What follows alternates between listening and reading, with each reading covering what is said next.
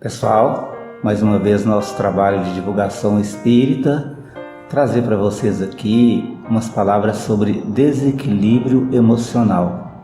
Quando a gente observa outra pessoa em desequilíbrio emocional, muitas vezes a gente não tem a capacidade de argumentar ou de pensar que nós também podemos passar por aquele tipo de processo. Eu estou falando isso porque, por experiência própria, eu tenho dificuldades nesse sentido. Muitas vezes o desequilíbrio emocional me acomete de forma a me deixar cego em relação àquilo que está acontecendo ao meu redor. Isso acontece com basicamente quase 100% das pessoas. E nós não podemos deixar aqui de dar o nosso testemunho de que esta é uma situação difícil e complicada e que pode trazer para nós depois dificuldades imensas. É verdade que o Evangelho nos ajuda a ir equilibrando, fazendo a nossa reforma íntima, construindo um edifício em base sólida em nosso espírito. Mas é verdade também que ainda estamos a cavar as primeiras valetas para a estruturação desta base. Então, a gente se surpreende julgando aquela pessoa que se colocou numa posição de desequilíbrio emocional, que se deixou ser injetada por energias negativas o bastante para que ela começasse a agredir, a xingar, a basicamente operar de forma violenta contra as pessoas muitas vezes que ela mais ama, que ela mais admira e que mais a amam e que mais a admiram.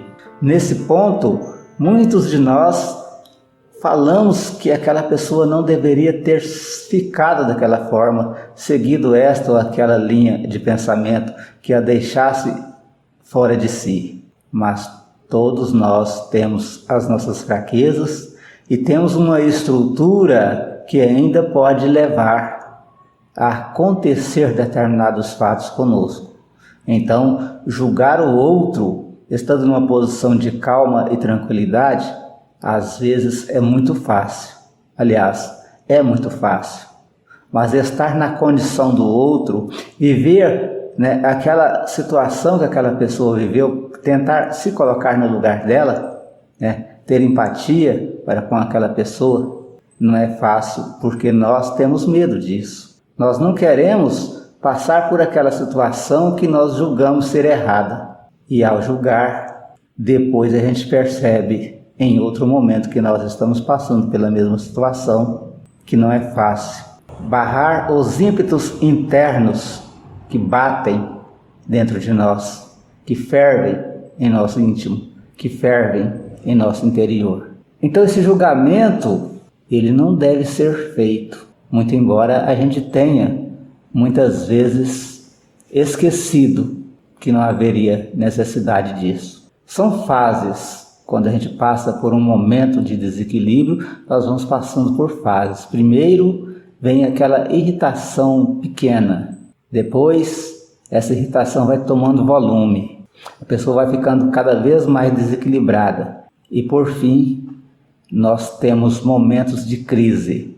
Quando agredimos com palavras ou quando agredimos fisicamente o outro, o qual nos melindrou, feriu a nossa alma, nos falando ou fazendo coisas que vieram a provocar em nós o desequilíbrio.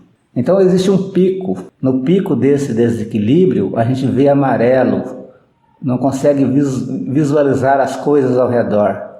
Como um cavalo atrelado à carroça, com aquelas viseiras que não deixa ver do lado, assim.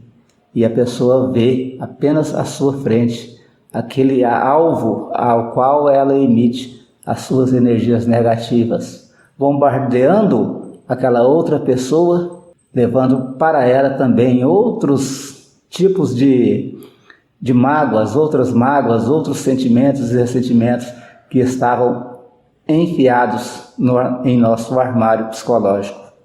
E a gente vai, nesse momento de raiva, joga tudo na outra pessoa, que por sua vez recebe aquela carga e dependendo da forma que ela vai digerir essa receptividade dessa energia, ela poderá agir tanto quanto igual a nós, ou se ela souber, ela poderá amaciar ou amortecer essa carga e reagir de forma calma e tranquila. Raramente isso acontece, infelizmente. Bom, depois desse pico, a gente vai se refazendo e vai vindo vagarosamente uma espécie de tremedeira, uma espécie de sensação de agonia, porque nós começamos a nos arrepender do ato de cólera que nós fizemos.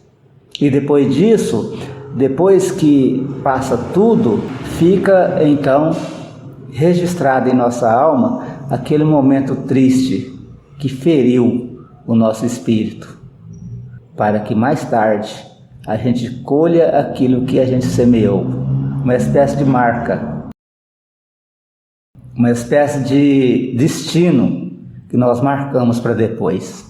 O flagelo da culpa, por ter agredido, por ter falado aquilo que não devia, por ter desrespeitado o outro ser humano, e bem como por ter dado abertura aos nossos demônios interiores, os nossos vícios, quais sejam o ódio interior, a raiva, o ciúme, que muitas vezes estão guardados dentro de nós, feito leões na jaula, querendo sair para demonstrar ao outro aquilo que está sentindo.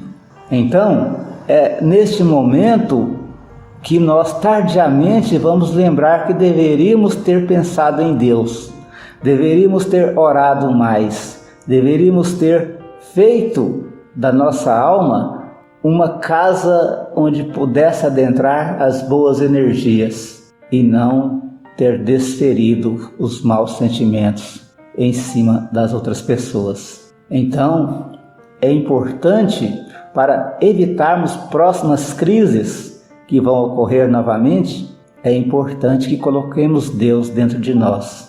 Então, sem julgamento, ir trabalhando e tentar debelar o sentimento de culpa, entendendo que estamos aqui para aprender, que são aulas, são momentos de prova que passamos aqui, e então esses momentos vão ser repetidos. Quiçá um dia a gente possa reagir de forma tranquila e calma diante de uma agressão, diante de um xingamento, diante de uma acusação que venha a nos ferir. Porque é assim que nós vamos treinando a nossa alma para um dia podermos visitar e mesmo residir no plano espiritual mais elevado e ter a sensação de felicidade e alegria imensa prometidas a nós pelo Cristo para aqueles que têm brandura no coração.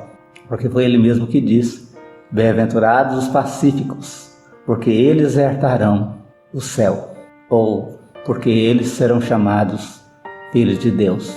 Bom, pessoal, que tenhamos um retorno mais saudável ao plano espiritual, que possamos voltar melhor do que quando aqui chegamos. Beleza? Este é o nosso assunto de hoje sobre desequilíbrio emocional. Muito obrigado, Deus te abençoe.